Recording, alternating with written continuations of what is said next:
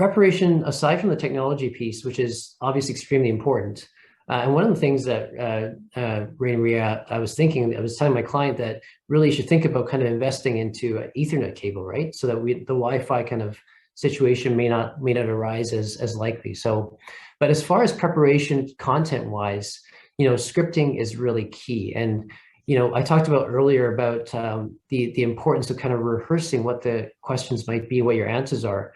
And Ray Maria was talking about recording yourself so you can listen to yourself, the pacing, how accurate your information is, etc.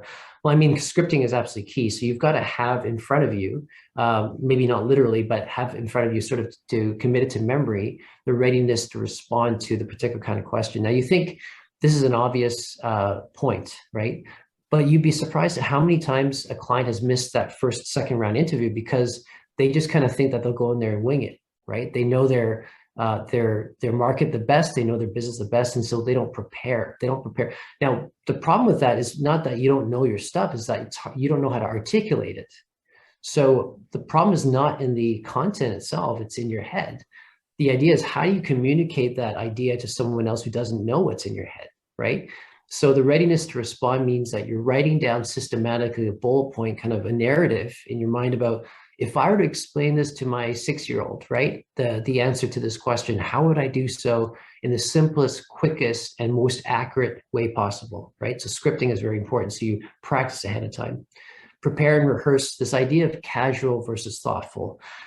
Now, you can make a prepared question seem very casual and almost as if it's part of you, you live and breathe it, right? So you ask me a question like, so what's your leadership style? Yeah, I might be, well, I think my team members might say that I'm very inclusive and I love to build, 1 + 1 is more than 2, right? It seems a very casual response, but it's only because you've thought about it before. But now you want to make it conversational. You don't want to be very strict, like, well, first I put a process in, I make sure everybody's there. Like, that's a very thought out kind of, process oriented approach. But if you want a casual approach, which is drawing people in now to your world, you've got to rehearse that, but be ready for that. Okay, that's now a very comfortable response that I can give. That's also very clear because you prepared it ahead of time. You can have off-camera short note pages if you like, right? So what I like to do sometimes is, for myself, when I've had interviews before or coach my clients to, is to have just big, bold, like a single word prompt right in front of you, right? If it says, for example, remember to mention camaraderie, right, in team building. So when they ask you, you're going to be a people manager, so what is your strength? And you're like, okay, I got to talk about camaraderie. So camaraderie means that every team member has to support each other. That's what I emphasize to all my teams. Make sure that you bring out the best in everyone else. So you can have these notes in front of you that are not long, kind of drawn out, but really big kind of keywords that remind you, right? Off camera is fine too. But remember, your eye is always towards the camera and not towards the screen yourself that you're seeing people, which can be very tricky. And I know that, but the short note pages does help. Research as you would for an in-person interview. That's, 95% of failures in interviews is the lack of understanding of what the industry is, what the role's about, who you're talking to, what kind of questions will they ask you. Maybe they're asking you a lot more senior questions than you're used to. So you've got to research about the company, research about the market. You might go on, their annual reports. You might listen into their quarterly calls, whatever it is. Whatever you would do for an in-person, do the same thing for virtual. It doesn't excuse you just because you're doing the interview from your office or from your home, right? So do your research for sure. Beforehand, what's really helpful to do is to heat map your skills against the requirements. So if you trust the job description, and we've all been there before where the job description says we do A, and then we go to the interview and it's like, no, you don't do A, you do B, right? But if you trust the job description, it's great to heat map that ahead of time. So if they're requiring, A, B, C, D, E, you need these skills, then you look at your resume and look at your background and see, where have I met these, A, B, C, D, you can check them off. I can talk about them, talk to each one of them, but that's kind of like overlaying, right, your skills versus what their requirements are. And you can see where the gaps are, right? So before that, that's one way to prepare, is to be able to address. In point number 3 in your job description, you talked about doing X. Well, here's what I've done before in my previous work, right? And you've done that preparation at a time. So that's kind of a couple of ways that you prepare yourself, content-wise, but also how you deliver your responses. Lisa, please. And be clear and more concise versus in-person interviews. Now, I'm not by nature, as you can probably tell, a very concise person, so I have to work on that. I tend to be more elaboration, right? Kind of conversational, but you don't have that luxury in a virtual interview because they don't have the engagement body language I can see you to work with. So you've got to be a lot more concise. You got to make sure that you accentuate all the keywords that you want them to remember, right? And that's the way you become concise is you can say that I want you to know A, B, C, D, E, but A and B are the most important things. So I just want to reiterate that you understand that. That's what you can say to them is to be concise, be very clear. And that's how you get engagement, as you're going through the questions. Remember, you are the human highlighter, right? So wherever you decide to move towards in the interview, even though they've got, let's say they have 5 preset questions that they're going to ask, right? You got to assume before the interview's begun, they've all come into the room now, just to picture this, they're getting ready, there's 20 minutes to go. They're kind of looking over your resume, right? They're like, okay, Simeon didn't really read his resume yet, but it seems like he's got some good qualities here. I'm going to ask A, B, and C. I'm going to ask these questions, right? But even though they've got the preset questions, you can always kind of refer them back to another part of your work experience that they haven't talked about, right? By using examples, right? Sometimes you use examples. I want to give you an example where it showed another quality of myself that I know you haven't asked, but I think it's important for the role, right? Then you go on and talk about your experiences.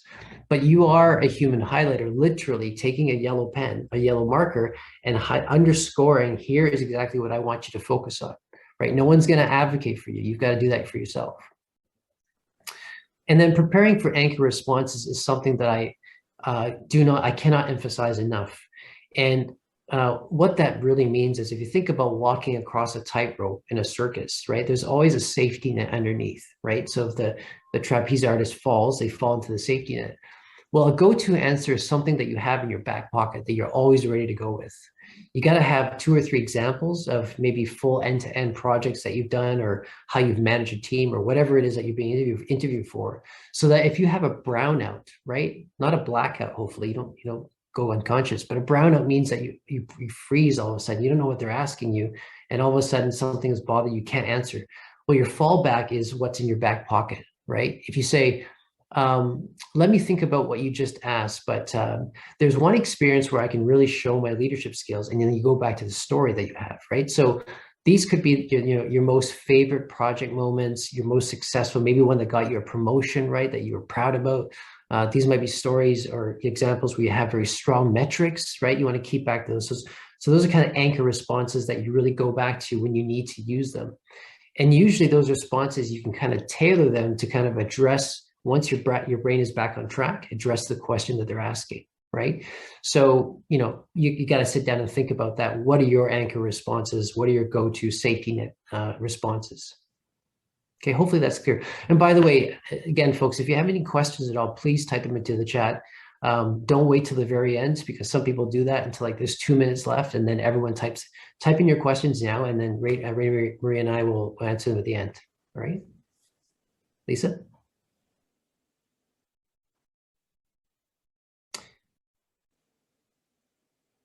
Marina's going to talk to us now about the body and behavior language. Yes, could you turn on the next slide, please?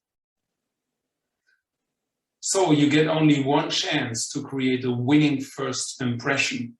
And what I'm sharing with you is not rocket science. It's probably not even something new to you, but it's worth explaining so that you understand. Executives, that's what I'm saying, are actually good at communication. They're delivering keynote speeches, they're good at making business proposals, and they're delivering business presentations all the time. That's part of their job. But interviews are a completely different story. In business, you are selling business brands. In interviews, you are selling the brand called you. And this is where the problems reside. Let me give you 2 examples. Regional director Deloitte, who wanted to move to the client side and failed because he was just completely in his consulting silo.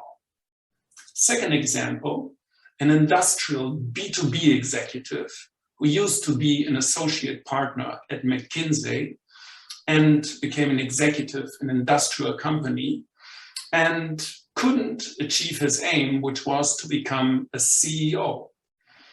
He talked to me and said, "Hey, Rainer Maria, I'm just getting opportunities like head of internal consulting or head of strategy in companies.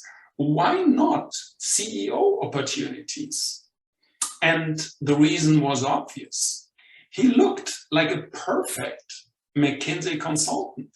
White shirts, dark attire, dark suit, necktie, his grooming, everything was crying for consulting.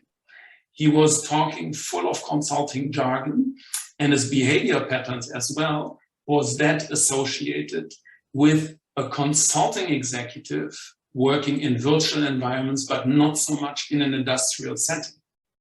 Conclusion: what brought you here will not bring you there. You need to debug yourself. You need to replace your old behavioral patterns that no longer serve you and replace them with new winning behavioral patterns to where you want to be.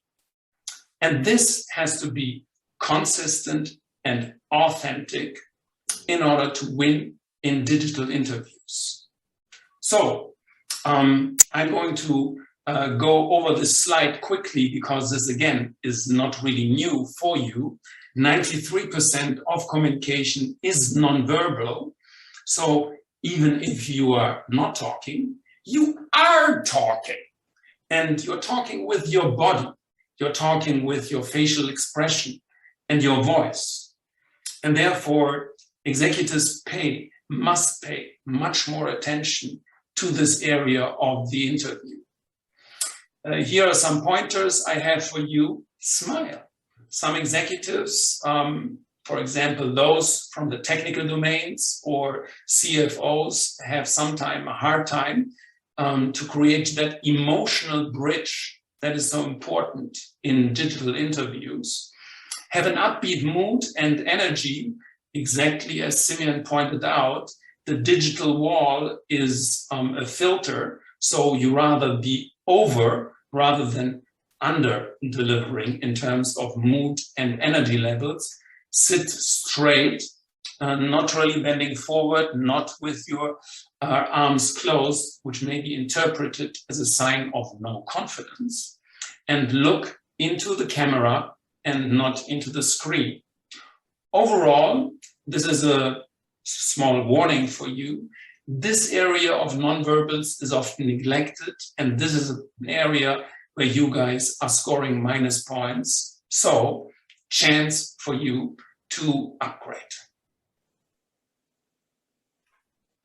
Can you turn to the next slide, please?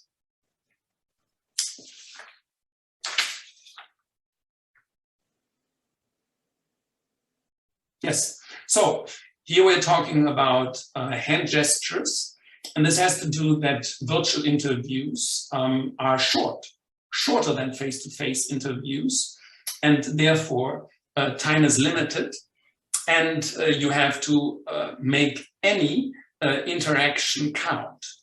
And gaining attention and sustaining attention is key. How can you do this, especially if you are having a dry topic, such as numbers for financial results or quality management figures, right? And use your hands. I give you some simple examples that even if you talk about numbers as 2 or 5, you see it's a completely different impact if you use your hands. Show an increase in revenue or a decrease in turnover, and show numbers big, respectively very small. And the situation before COVID was this, and after COVID was that. And we are gravitating towards the new normal, which is now. Last point is Don't fidget with your fingers. Again, you are speaking and you are talking with your body, and this is interpreted as a sign of nervousness. Overall, I conclude, hands are an opportunity to score some extra point. Semir, it's your word. I love that, Rainer. That's something that I think most people are very uncomfortable with, is what do you do with your hands, right? I mean, we're uncomfortable with it even in person, and virtually it's impossible. But yeah, I think those are great points. Some other behaviors I think that, you know, we often kind of miss just because we're nervous on camera is this idea is, you know, of engagement really means addressment, right? You have to address someone's concern, address someone's question. And even if they've not asked the question, you want to be able to address them in as they're listening to the question being answered, right? So addressing each person in that room is very important again, and the focus on kind of the inter-team dynamics on that side of on the screen is very important, and that's one of the points later on as well.